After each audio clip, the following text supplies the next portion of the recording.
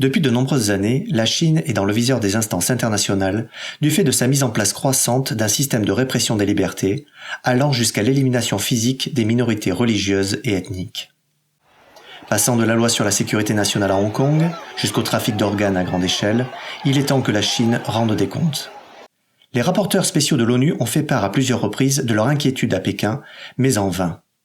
Face au rejet systématique de l'État chinois sur les critiques invoquées, les experts estiment qu'il est temps que la communauté internationale se penche sur la situation des droits humains en Chine et appelle à une action collective pour garantir que Pékin se conforme à ses obligations internationales.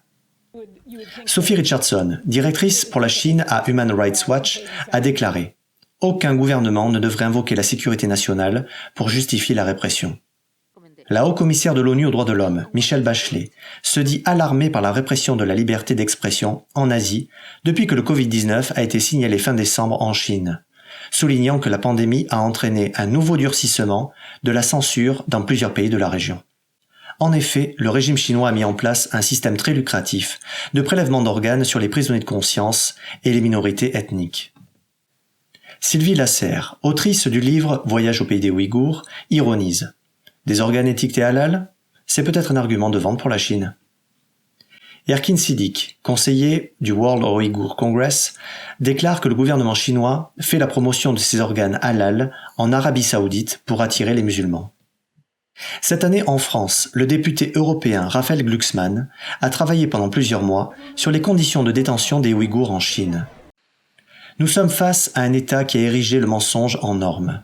Un État qui a nié l'existence des camps d'Ouïghours jusqu'à l'année dernière. Un État qui a caché aux yeux du monde entier la naissance du Covid-19, avant de trafiquer tous ces chiffres sur l'épidémie. Un État qui, depuis sa création, a étouffé et massacré toutes ces minorités. Monsieur Mark Demesmaeker, député européen, déclare que la Commission européenne et le Conseil européen sont très forts pour exprimer leur inquiétude, leur profonde inquiétude, leur immense inquiétude. Il faut d'autres mesures pour réellement mettre fin aux horribles pratiques de prélèvement et de trafic d'organes. Une politique d'oppression et de répression systématique est menée à l'encontre des minorités religieuses comme les chrétiens ou les adeptes de Falun Gong.